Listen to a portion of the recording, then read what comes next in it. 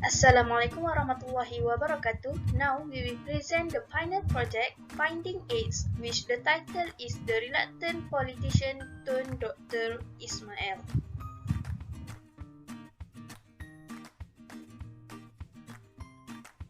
Assalamualaikum warahmatullahi wabarakatuh. My name is Muhammad Archival. Today I'm going to present about explanatory notes and the introduction. First of all, let me brief a little bit about the explanatory notes. This Finding AIDS book has been created to help in the retrieval and use of records and archive materials relating to the Tun Dr Ismail. Both electronic and non-electronic sources can provide a variety of information. The accessible contents contain records linked to a variety of picture kinds, publications, and many more. This finding assistance book is intended to assist scholars in simply locating and obtaining the necessary content. All of the items are listed according to the kind of collection, which includes a brief inventory and description of the material chosen. The content of this finding aid is based on the documents held by the Malaysian National Archives. Now I'm going to present about the introduction. Tun Dr Ismail is Malaysia's second in command. He was appointed Deputy Prime Minister when Tun Abdul Razak took over as Prime Minister on September 22, 1970, succeeding Tunku Abdul Rahman.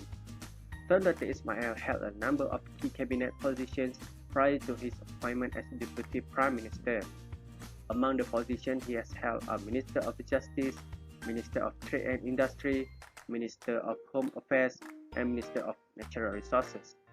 Furthermore, Tun Dr Ismail's credibility was revealed when he was appointed as Malaya's first ambassador to the United States and permanent representative to the United Nations.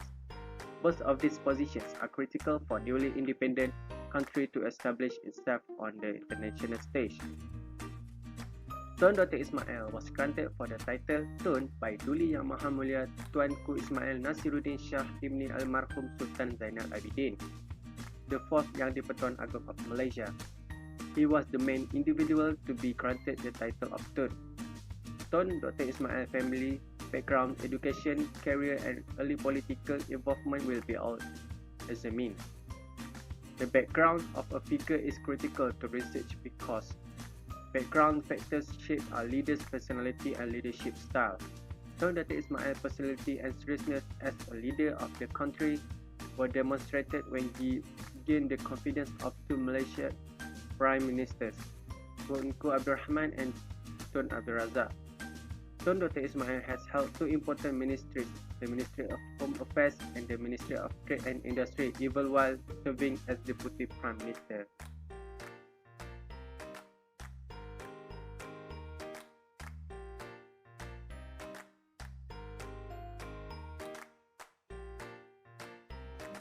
Assalamualaikum warahmatullahi wabarakatuh. My name is Tun Dr Ismail.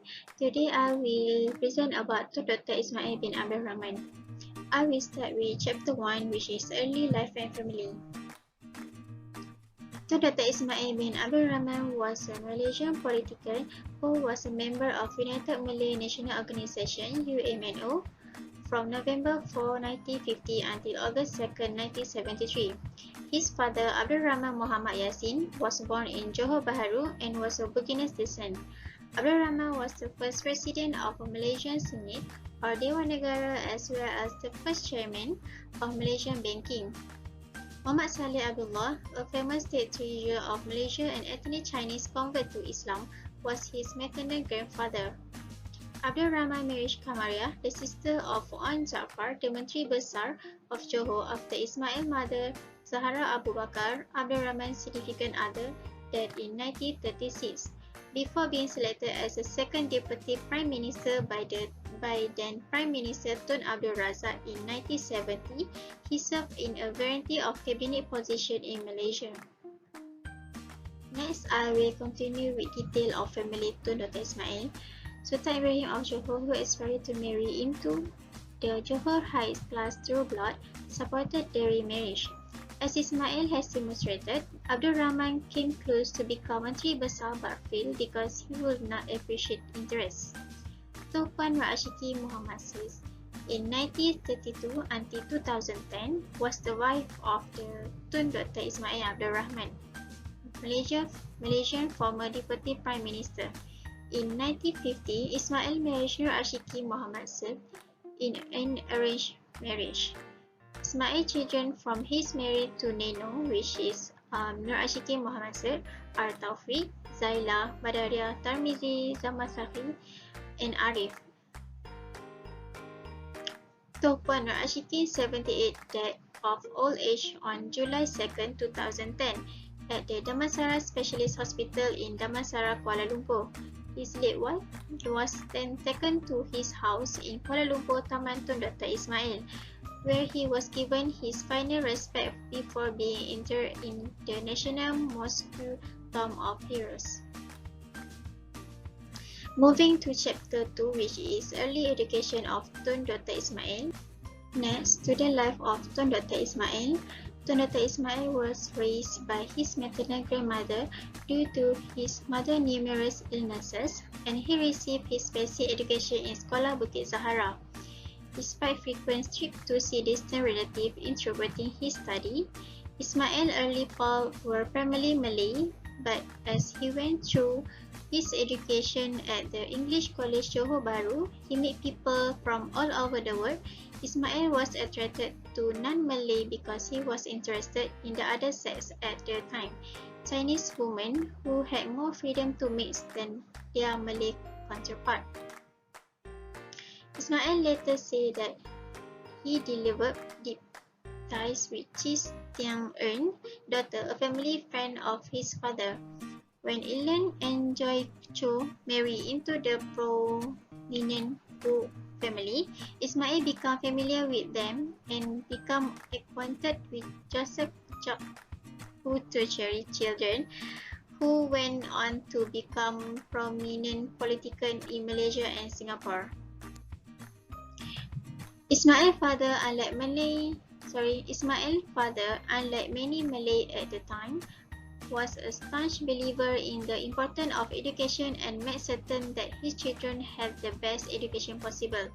Two of his sons went to become lawyers, while one went to become an economist. In 1939, Ismail moved on to King Edward College of Medicine in Singapore to study medicine. In 1945, he became the first Malay to obtain an MBBS from Australian University of Melbourne. Ismail's son later said that his Australian education influenced his views significantly, and he was by himself and in a small group. He felt lonely since he had no other Malays to lean on for his assistance, and he thought that he had been treated fairly and would like to treat like same other in the same way. So here are the figures about Tun Dr Ismail. Assalamualaikum, I know Abbreviations Sulaiman. I want to explain about Chapter 3, Political Career. The beginning of his career began when he worked in his own clinic, Tawakal Clinic. He worked in Tawakal Clinic in 1947 until 1953. After that, he became Natural Resource Committee from 1954 to 1995. In Federal Legislative Council, he a vocal supporter of the continuous Razak report. It is because many Chinese were unsatisfied by the report due of lack of provision for vernacular education. Meanwhile, Ismail accused opponents of the report of future oppressing non-Malay if they accepted Malay status as a Malay and Malay as a national language. From that, the Razak report became law when the Council enacted the Education Ordinance of 1957. Dr. Ismail is also involved in several major projects such as Zokfan Neutralization Zone. Then, in 1956, he was appointed as a Minister of Trade and Industry. In addition, he also became Minister Internal Security. During his tenure, he introduced Internal Security Act that can make detention without trial. However, he resigned from the cabinet in 1967. After that, in 1969, Tun Abdul Razak asked him to return as the National Operation Council Deputy Director of Operation. Then, on June 12, he is appointed Minister of Home Affairs and Minister of Justice. Then, during that time, when he became Minister of Home Affairs, he visited many places such as Europe and United Kingdom. He also visited medical treatment in London. It is because to establish diplomatic relationship with various stakeholders. Furthermore, he became second Deputy Minister in 1970. When he became Deputy Prime Minister, he attended many delegation meetings and assembly. For example, in New York, he attended United Nations General Assembly 25 Anniversary Memorial Conference. Then, example that show he's a brave man when he was Malaysia representative at the meeting Persatuan Bangsa-Bangsa Bersatu. He was brought danger or cruise into the hall of meeting. Then, during his tenure, he had a heart problem which is cancer. Because of that, his doctor, friend and family asked him to retire, but he did not want because he still wanted to serve for the Prime Minister to govern the country. Additionally, Prime Minister also has no intention of replacing him. It is because he was all dedicated through his tenure. In addition, on 30 May 1969, the alien was badly defeated that led to the riot in Kuala Lumpur, and this was so bad that the government had to declare an emergency as a result of the killing and extremely fighting. He was very strict at the time and issued a statement that democracy was dead in this country because of the riot that took place at the time. So that Dr. Ismail also had a quiet meeting with Parti Malaysia PAS to get the support from the blame and Democratic Action Party DAP to get back the Chinese support to solve the problem. After the 30 May accident, Dr. Ismail was referred to as a hero nation because his role as Minister of the Ministry of Home Affairs and also as a member of the National Movement Council, where they focused making sure Malaysia is safe again. At the same time, he was the Accident Director of the National Consultative Council and he also writing Luka Negara. Lastly, he cannot continue his job because on 2 August 1993, suddenly he had a major heart attack and he was buried in the Makam Pahlawan Kuala Lumpur. Prime Minister also paid his last respect so that it is the end of his career. During his career, he is smart, diligent, good politician and can be emulated by others. This is because many of his contributions have contributed to Malaysian peace. That's all from me. Assalamualaikum. My name is Hazimatul Wazna. Chapter 4, Visits. On July 15, 1965, Dr. Ismail, the Minister of Home Affairs, paid a visit to Sarawak. Starting from the second point till the fifth point here is the list of people who greeted him during his arrival there. The purpose is to examine the security measures of the two administrations. In 1972, he visited Indonesia. The visit was to talk about the new border security agreement, ferry services and the new spelling. Tun Dr Ismail had a meeting with President Suharto to discuss the situation. Here I attach the 4 figures during his stay there.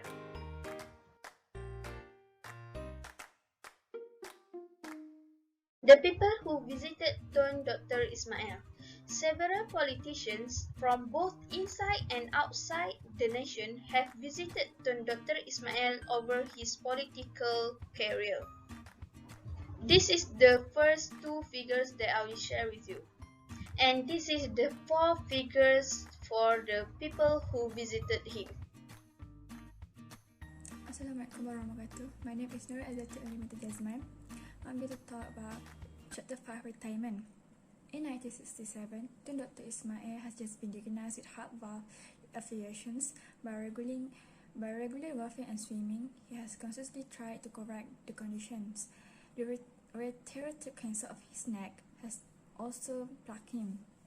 When his wife was pregnant with a sick child, he has made the decision to retire from the politics and spend more time with his family. However, when the racial riot on 10 May 1969, which has actually occurred during general elections, led the country into a widespread chaos and ended up giving him no choice but to abandon its comfy retirement and return to it free. When he had his heart attack, Tun Dr Ismail had been told to went back, retired, and spend more time with his family. His wife, Nur Shikin, was recovering in hospital because of tuberculosis. He had suffered and died because of the heart attack on Tuesday, 22 August 1973 at his house when he was relatively young at 57 years old. Tun Abdul Razak ordered his beloved friend to hold a funeral and to be buried at Masjid Negara in the Mausoleum of Heroes. At the same time, the Sultan of Johor expressed a wish to bury Tun Dr Ismail in his own homestead in Johor. Tun Dr Ismail Al-Hajj bin Dato' Haji Abdul Rahman was then the first national hero of Malaysia to be buried in the Mausoleum in the Heroes.